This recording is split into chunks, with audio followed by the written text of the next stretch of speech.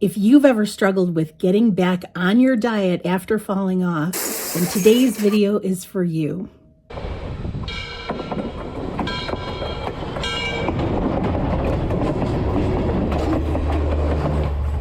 Hi there, I am so excited that you're here today.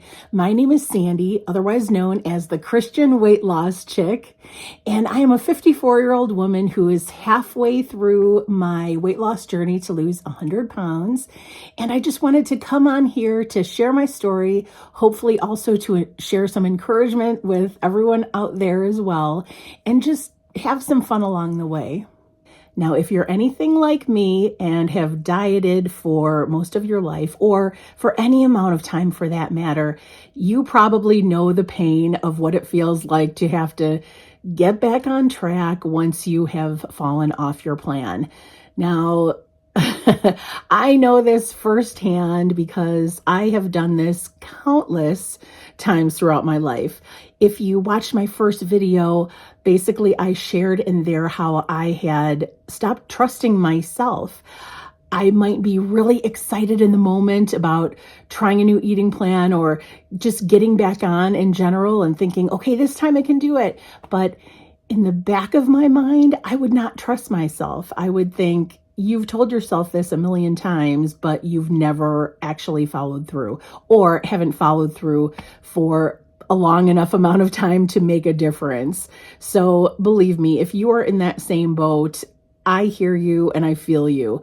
And like I've said before, I certainly do not feel like I've got everything figured out, but in the last couple of years, I feel like I've grown a lot and I've obtained some wisdom that has really been a game changer for me. And I would love to share them with you as well. So here are the 3 key focus points that have helped me to get back on track this week. Number 1, it does not need to be all or nothing. One of the biggest lessons that I have learned over these past couple of years is that you do not have to jump into everything all at once. You can just take one step towards your goal, and that is okay. That is still wonderful progress that you're making. Now, if that sounds overly simplistic to you or like a duh moment, I completely understand, because I agree. I cannot believe that it took me this long for this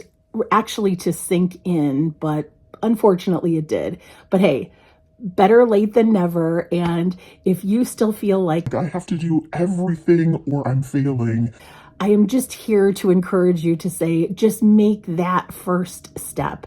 So that is one of the big things that I am doing this week.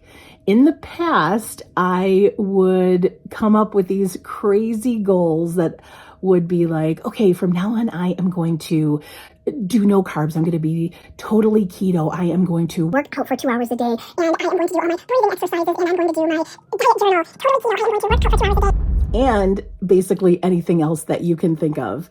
It's just too many items to keep up with. So what I am doing is just first focusing on the items that I have set for my New Year's resolution. Again, those are goals that are doable for me. Just as a quick reminder, here are the goals that I have set for myself as my New Year's resolutions. As you may have noticed, I didn't specify anything about a particular eating plan in my New Year's resolution. And the main reason for that is that I know that I will be switching things up throughout the year. So that is the main reason I did not specify that, because I know I wouldn't stick with it. Because I have discovered that my body responds really well to lower carb, what I have decided to do is do a breakfast and dinner that is lower carb, not necessarily no carb, but just on the lower carb side of things. But for my lunch, I'm just giving myself license to have whatever I want at that time, no matter what it is. Just, I want to fill up on food that I am excited about eating. Now, I'm trying not to go absolutely too crazy with junky food. I really do not want to do that. But that being said, I really don't have any restrictions towards lunch. The reason I've decided to do this is that one of my main challenges for the new year is the no night eating. Now that is really one of my biggest challenges. And again, as these videos go on, I will delve deeper into what surrounds that. But for right now, what I really want to do is give myself an outlet at lunch to just be able to eat what I want. So that way at night, it can stave off any of the cravings that I would have, or just make it easier for me to go back to my old habits at night. I am excited to say that I've been doing really well with this so far. There has been a lot of prayer involved, and so I am just like lifting this up to the Lord, like, please help me make this permanent change, because it's something that I've been doing for way too long. And if you watch my first video, you'll know that I really feel like God was telling me, okay, it's time to stop that. I really need to steward my body better than I have been. Number 2, expect a transition period. This is definitely something that I've had to learn the hard way, but now I expect a transition period when I am starting a new way of eating. I would always think that it was just mind over matter. And to a certain extent, that is true. But when you have these well-worn beliefs and ingrained habits that you're trying to change, you need a transition period. Your brain and your body need time to catch up. Now, that might be a physical addiction. It could be to like caffeine or sugar, whatever it is. Your body is used to getting that substance, whether it is good or bad or in between, whatever it is. If your body is used to that, you need to give yourself time to catch up. It could also be a mental switch that you need to make. And even if in your mind you've decided, I am going to make this change, when it comes to the times that you are maybe tired or stressed, you will find that you will want to just drop back into those bad behaviors. So again, just give yourself time, be kind to yourself, give yourself some grace in this transition period. I just want to be completely transparent and really real with you. I was super crabby. Now, I feel like I'm a pretty easygoing and patient person, but I was definitely not this week. And I could feel myself being super crabby and overreacting, but it's like I couldn't stop myself. I just felt like a crazy person.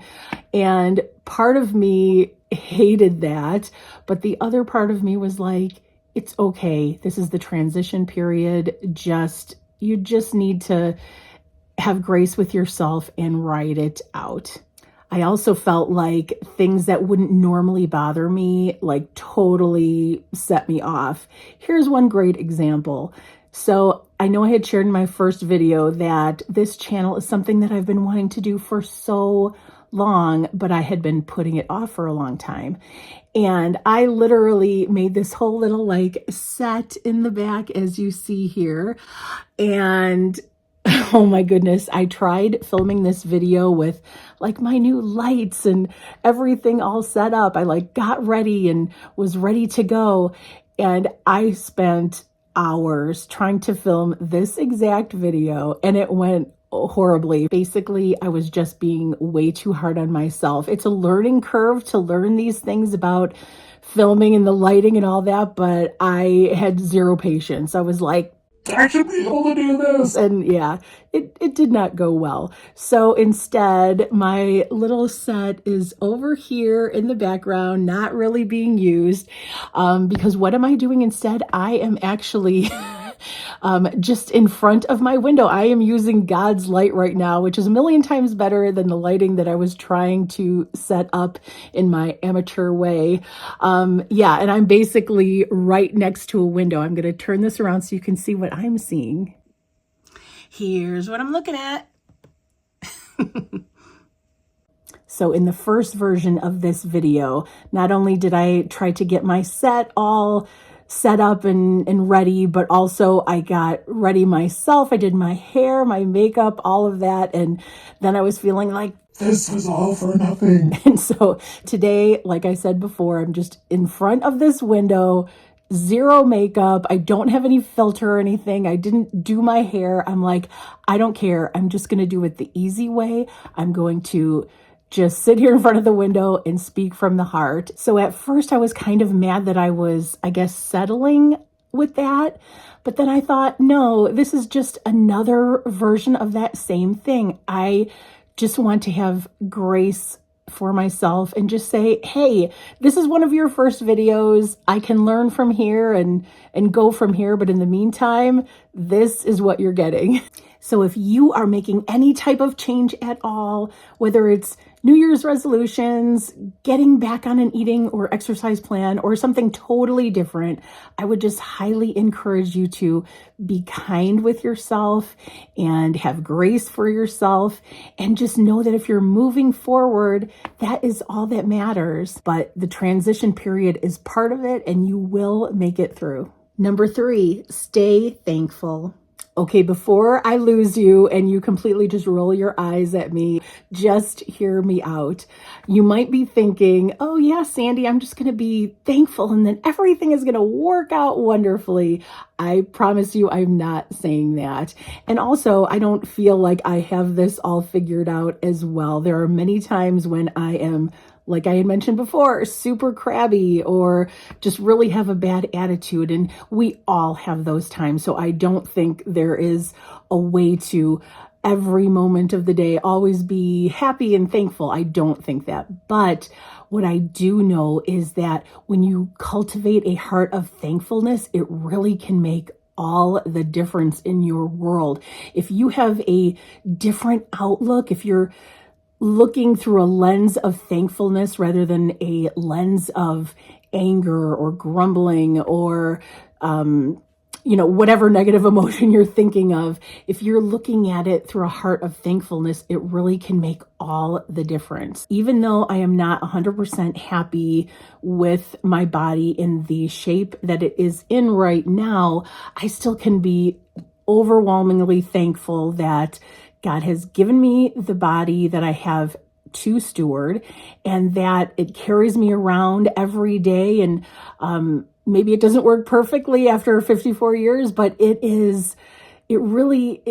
does so many things perfectly and in order. And even though I have literally put it through abuse by putting different junky foods in and whatnot, it still has served me very well. So focusing on just something small like that, going to God and saying, God, thank you so much for my body exactly the way that you've made it. Maybe I haven't treated it the way that I should, but help me do a better job with that. Help me be a better steward. I want to be a better steward of it. And I'm just thankful for the body that you have given me. Help me do better with it. And just coming to God with that type of attitude. I know I keep saying the same thing, but I promise you it can really change everything and just make the whole process of making these changes much easier. Again, I am so excited that you decided to join me today. Thanks for being here. If you want to join the conversation, please do. I'd love to hear feedback from you of what you think of my videos so far. Or if you have a prayer request, please put it in the comments. I would love to pray for you. Whatever it is, just join the conversation. And thanks again for being here. And I can't wait to see you again next week. If you enjoyed this video, please give it a thumbs up. And if you'd like to follow my journey, please subscribe to my channel. In the meantime, here's another video I really think you'd like.